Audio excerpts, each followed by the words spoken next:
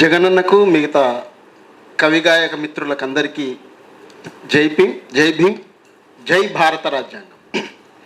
నా కవిత పేరు శీర్షిక అని అనను, నేను పేరు అంటున్నా. షియ్యపై గుడినీడ.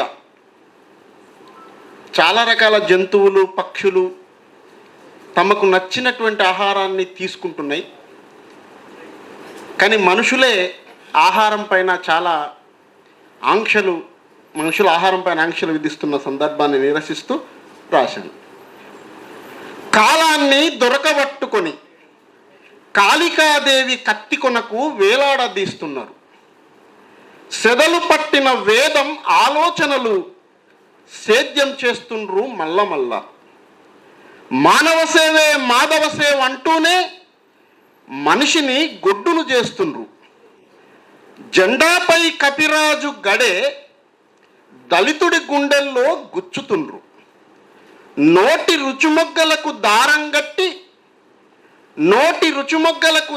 గట్టి ఎనిక్కి గుంజుతుండ్రు. పిరికిలితోటి పిరికెడు గడ్డేయనోడు గోవులపై ప్రేమను కుమ్మరిస్తుండు. కుతకుత ఉడికే కూరటికలో కుంకుమకాయ రక్తం కయ్యమై రాజేస్తుంది. చిన్నగా నా బతుకుపైనే కాదు సియ్యపై గుడినీడ పరుసుకుంటుంది. ఇప్పుడు కాలం ఆధునిక యుగం నుండి ఆవు యుగం దాకా నడుస్తూ రాజ్యాంగాన్ని ధ్వంసం చేసేదాకా వచ్చేసింది. ఇప్పటికిప్పుడు మన డిమాండు కొత్త డిమాండు. దమ్ముంటే రాజ్యాంగాన్ని ధ్వంసం చేయడం కాదు, అమలు చేయి. 100% రాజ్యాంగాన్ని అమలు చేస్తే శోకం లేని అశోక రాజ్యం మళ్ళీ ఆవిర్భవిస్తుంది. అప్పుడు రాముడు కాదు జాంబవంతుడు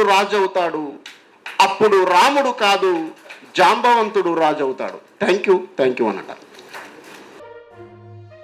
జగనన్నకు మిగతా కవిగాయక మిత్రులకందరికీ జై భీమ్, జై భారత రాజ్యాంగం. నా కవిత పేరు శీర్షిక అని అనను, నేను పేరు అంటున్నా. షియ్యపై గుడినీడ. చాలా రకాల జంతువులు, పక్షులు తమకు నచ్చినటువంటి ఆహారాన్ని తీసుకుంటున్నాయి. కానీ మనుషులే ఆహారం పైన చాలా మనుషుల ఆహారం పైన ఆంక్షలు విధిస్తున్న సందర్భాన్ని నిరసిస్తూ రాశాను. కాలాన్ని దొరకబట్టుకొని కాళికాదేవి కత్తి కొనకు వేలాడదీస్తున్నారు. సెదలు పట్టిన వేదం ఆలోచనలు సేద్యం చేస్తుండ్రు మల్ల. మానవ సేవే మాధవ సేవ అంటూనే మనిషిని గొడ్డును చేస్తుండ్రు. జెండాపై కపిరాజు గడే దళితుడి గుండెల్లో గుచ్చుతుండ్రు. నోటి రుచుమొగ్గలకు దారం గట్టి ఎనిక్కి గుంజుతుండ్రు. పిరికిలితోటి పిరికెడు గడ్డేయనోడు గోవులపై ప్రేమను కుమ్మరిస్తుండు. కుతకుత ఉడికే కూరటికలో కుంకుమకాయ రక్తం కయ్యమై రాజేస్తుంది. చిన్నగా నా బతుకుపైనే కాదు సియ్యపై గుడినీడ పరుసుకుంటుంది. ఇప్పుడు కాలం ఆధునిక యుగం నుండి ఆవు యుగం దాకా నడుస్తూ రాజ్యాంగాన్ని ధ్వంసం చేసేదాకా వచ్చేసింది. ఇప్పటికిప్పుడు మన డిమాండు కొత్త డిమాండు. దమ్ముంటే రాజ్యాంగాన్ని ధ్వంసం చేయడం కాదు, అమలు చేయి. 100% రాజ్యాంగాన్ని అమలు చేస్తే శోకం లేని అశోక రాజ్యం మళ్ళీ ఆవిర్భవిస్తుంది.